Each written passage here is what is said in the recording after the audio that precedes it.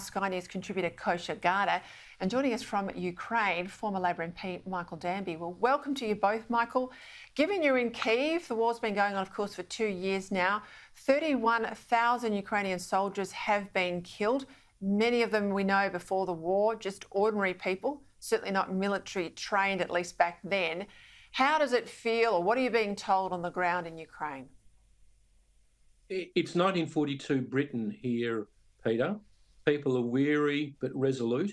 50 million Ukrainians want to live like us. They want to live like Europeans in an open and democratic society. And what we need to do is for Europe and America to send artillery ammunition so they can hold the Russians out and not be overrun. And this is the cheapest, the most pragmatic and the most ethical way of the world not living under the influence of Iran, Russia, China and North Korea.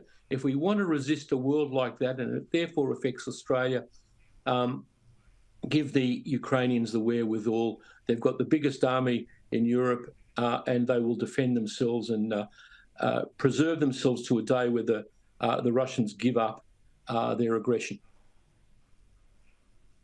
And the alternative is that Russia wins, and that in itself is unthinkable.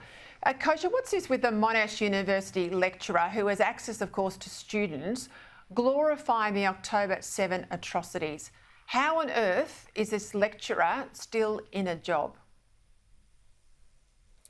You know, it's interesting to watch whether it's this example here, Peta, or versions of it that we saw take place at Harvard, Penn, MIT back in the States, where there's this infighting almost happening in these institutions that have traditionally been of the left, and they have the stitched together sort of patchwork coalition of people of that left. And right now you're seeing a little bit of that mess spilling out where that coalition of the fringes is fraying, and you're seeing people that are sympathetic to one cause wielding a lot of power in these institutions, and that's why, you know, these folks can speak in this way unabashedly and without fear of consequence. I think, as you saw with Harvard and all of that, it's a different system there. You've got billionaire donors that wield a lot of power, like Bill Ackman. You don't quite have that here with Monash, but there might be other measures of pressure that might be brought to them. In this day and age of social media, everything he said is out in the open, and so people can see it, and hopefully some type of pressure campaign mounts. Hey, Michael, good news. Sweden's now been cleared. I think Hungary was the last state to vote in this, cleared to join NATO. What can we expect, you think, in terms of Russian retaliation? Well, the Russians can't do much. Sweden, like Finland, is a very well-armed society. I don't think they have to get to 2%. I think they're already there.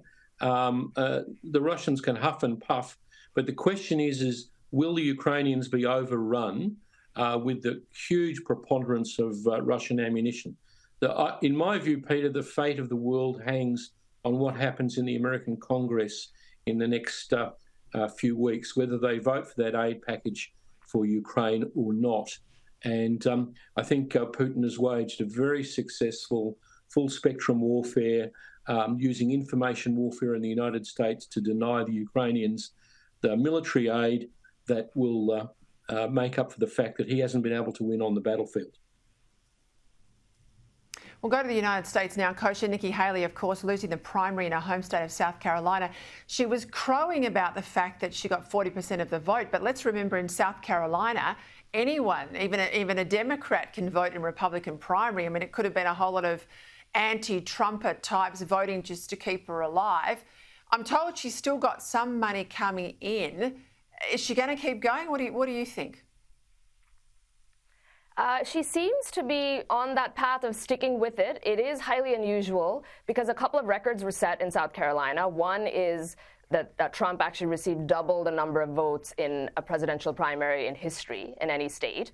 And so that's, you know, a counter dynamic to the point she's raising. And then the other point is the margin of defeat by a home state candidate. This was the highest record, 20 points. It's never happened to somebody who was the governor of that state. So, you know, that just puts it in sharper contrast, the fact that she is sticking with it. One of her biggest donors, the Koch brothers fundraising group, did declare that while they support her personally, thought she was the better candidate, they've decided she has no more path to victory and they've pulled out. I don't know if that's one of several dominoes to fall, because once the funding dries up, it'll be harder for her. But I think, you know, she's doing it for any number of reasons: to stay in the limelight for future career prospects, to sort of be the fallback option if something were to happen to Trump himself or the campaign, or who knows what else. There are some more cynical people out there who think that she's in there as controlled opposition to muddy up the race, but we can only speculate. We don't know. We'll be talking about this all the way through till November.